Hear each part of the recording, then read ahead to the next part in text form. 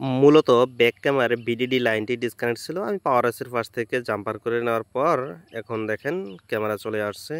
আমার যে প্রবলেম ছিল সেটার সমস্যার সমাধান হয়ে গেছে। জি বন্ধুরা, আজকে আমি একটি রিয়েলমি C51 ফোন নিয়েছি। এটাতে ক্যামেরার সমস্যা রয়েছে।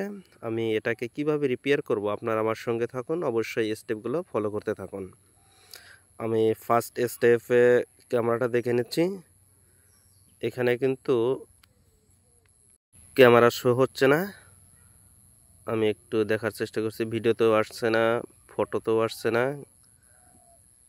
এখানে কোনো রেসপন্স করছে না, কোথাও কোনো রেসপন্স নেই। আমি আর একটু দেখার চেষ্টা করছি, দেখি কোথাও কিছু হয় কি না। না, কোনো রেসপন্স নেই।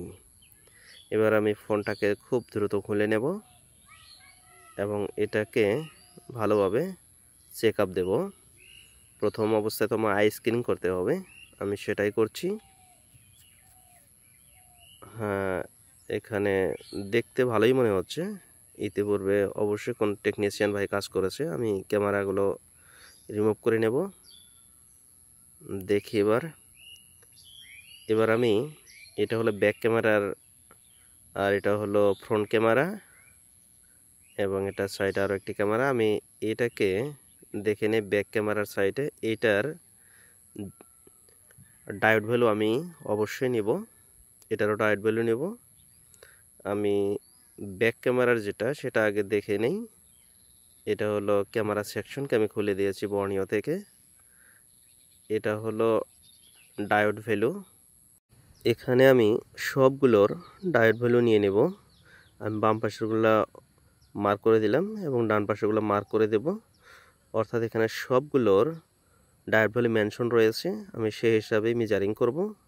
প্রথমটায় নাই, 00 রয়েছে, অর্থাৎ অয়েল রয়েছে, সেটাতে 600-র মতো ডায়োড ভ্যালু থাকার প্রয়োজন ছিল। আমি ধারাবাহিকভাবে দেখছি, না এগুলোতে সবগুলো ঠিকই আছে, কিন্তু প্রথমটায় আমি পাইনি এগুলো। হ্যাঁ, এটাও ঠিক আছে। মাল্টিমিটার বিশেষে ডায়োড ভ্যালু একটু কম বেশি হবে। আমি এইটাতে ইন্ডিকেট করেছি, এটাতে কিন্তু কোনো ডায়োড ভ্যালু নেই। এ পাশে আসলাম, এ পাশে এগুলো তো ভ্যালু পাচ্ছি, এটাতেও আছে, এটাতেও আছে, এটাতেও আছে, এটাতেও আছে, এটাতেও আছে, সবগুলোই পাচ্ছি, কিন্তু প্রথম যেটাকে মেজারিং নিয়েছি সেটাতে পাইনি। এইটাতে কোনো ভ্যালু নেই, এইটাতে কোনো ভ্যালু পাচ্ছি না, অর্থাৎ এইটাতে ভ্যালু নেই। এখানে 620-এর মতো আছে, কিন্তু এটা আমরা কি পেয়েছি, অয়েল পেয়েছি। আমরা এটা ধরে যাব, দেখি বিটম্যাপে চলে আসলাম, কোথায় চলে আসছে, এটা মাদারবোর্ডের উল্টা পাশে চলে আসছে। এটা আমি দেখিয়ে দেই, এই যে পাশে আমি একটু ইন্ডিকেট করে দেব। অবশ্যই আমি একটু মার্কিং করে নেব। এটা এভাবে চলে আসছে, এভাবে এখানে একটা রেজিস্টর, এইটা দিয়ে পার হয়ে এভাবে চলে, এটা একটা ক্যাপাসিটর ফিল্টারিংয়ের জন্য রাখা হয়েছে। এবং এইটা কোথায় যায় আমি সেটাও অবশ্যই আপনাদেরকে দেখাবো। এভাবে সরাসরি পিএম অর্থাৎ পাওয়ার আইসিতে থেকে এটি লাইনটি এসেছে। আমি এখানে ডায়োড ভ্যালু চেক আপ দিচ্ছি, দেখি এখানে আছে কিনা, যেহেতু সম্পর্কটা এখান থেকেই শুরু হয়েছে। নাই, এখানেও নেই। আমি যেহেতু এখানে নেই, তাহলে আমি অবশ্যই পাওয়ার আইসির পাশে যাব।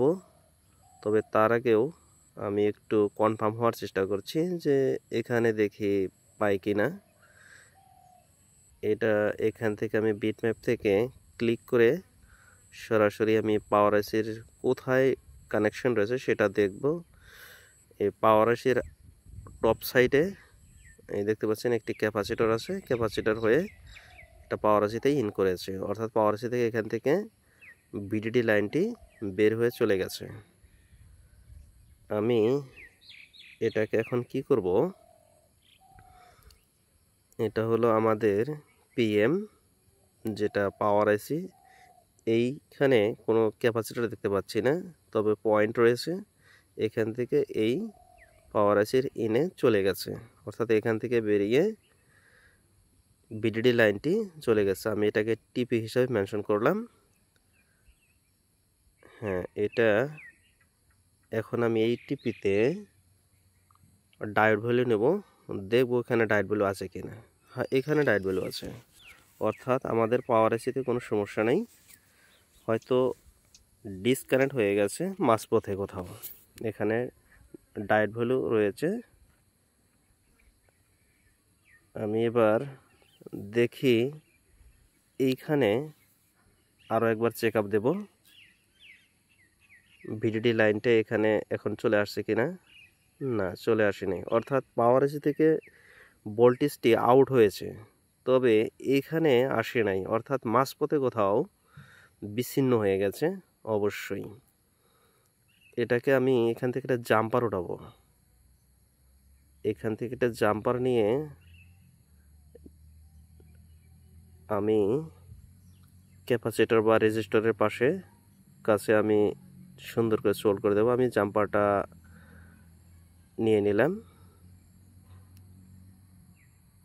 এবার আপনারা লক্ষ্য করুন, আমি সুন্দর করে একটা জাম্পার নিয়েছি। এবার আমি এই পাশে ক্যাপাসিটরের সাথে জাম্পারটা মিলিয়ে দিলাম। এবার এখানে চেক আপ দিয়ে নেই। এখানে ডায়োড ভ্যালু রয়েছে, দেখেন এই পাশেও চলে আসছে, এই পাশে চলে আসছে। অবশ্যই এটা কানেক্টরেও ডায়োড ভ্যালুটা চলে আসবে। এখানে দেখি, এই দেখেন এখানেও ডায়োড ভ্যালুটা চলে আসছে। ডায়োড ভ্যালু চলে আসছে, অবশ্যই এখানে ভোল্টেজও চলে আসবে। এবার ফ্রন্ট ক্যামেরাটা দেখি। ফ্রন্ট ক্যামেরাটা কিন্তু এখানে দেখেন, এখানে কিন্তু ছিঁড়ে গেছে, অর্থাৎ এই ক্যামেরা কাজ করবে না। ফ্রন্ট ক্যামেরা এটা চেঞ্জ করতে হবে। তবে এই ক্যামেরার যে কানেক্টর রয়েছে সেটাকে আমি চেক আপ দেবো, কারণ দেখি এখানে কোথাও বিচ্ছিন্ন হয়ে গেছে কি না। যদি বিচ্ছিন্ন হয়ে যায় আমি সেটাকেও রিপেয়ার করে দেব, আর যদি ঠিকই থাকে তাহলে সেটা প্রয়োজন হবে না। আমি ডায়োড ভ্যালু দেখে নিলাম, ফ্রন্ট ক্যামেরার টোটাল ডায়োড ভ্যালু এটা। আমি এবার একে একে সবগুলোকে চেক আপ দেবো, দেখি কোথাও সমস্যা আছে কিনা। আপাতত সমস্যা পাইনি। কাজের স্টেপ জানা খুব জরুরি।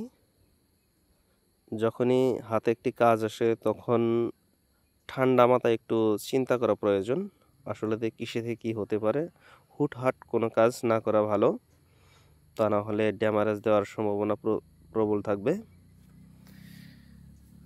আগে একটু বুঝতে হবে, চিন্তা করতে হবে, তারপরে কাজ করতে হবে। কাস্টমার আমাকে এসে বলছে অন্য টেকনিশিয়ান ভাই নাকি বলে দিয়েছে সিপিও করতে হবে। আমি বললাম না, আমি আগে চেক আপ দেবো, দেখি। হ্যাঁ, আমি কিন্তু কোনো আইসিকে এখনও টাচও করিনি, আইসির বাইরে থেকে এগুলো সব হচ্ছে। এবার ক্যামেরাগুলো লাগিয়ে দেব। ফ্রন্ট ক্যামেরাতে আসবে না এটা নিশ্চিত, কারণ ফ্রন্ট ক্যামেরার রিবন ছিঁড়ে গেছে। আমি মোবাইলটাকে রান করে নিলাম। এবার ক্যামেরাটা চেক আপ দিই। এই দেখেন ক্যামেরা কিন্তু এখন চলে আসছে, অর্থাৎ আমার যে সমস্যা ছিল সেটা সমাধান হয়ে গেছে। তবে এখানে ফ্রন্ট ক্যামেরা আসবে না, কারণ ফ্রন্ট ক্যামেরার রিবনটা ইতিমধ্যে ছিঁড়ে গেছে, আপনাদেরকে দেখিয়েছি। ওটা চেঞ্জ না করলে হবে না। আমি এখানে একটু ভিডিও করে দেখি। ভিডিও, হ্যাঁ ভিডিও হবে, ক্যামেরা যেহেতু আসছে সবই হবে। এখন আমি একটু দেখার চেষ্টা করছি। মূলত যেটা সমস্যা ছিল সেটা সমাধান হয়ে গেছে। আমি মোবাইলটা দ্রুত সেট আপ করে নিয়ে আরও একবার সেট আপ করার পর এবার দেখছি, হ্যাঁ চলে আসছে। ঠিক আছে, ধন্যবাদ আপনাদেরকে এতক্ষণ আমার সঙ্গে থাকার জন্য।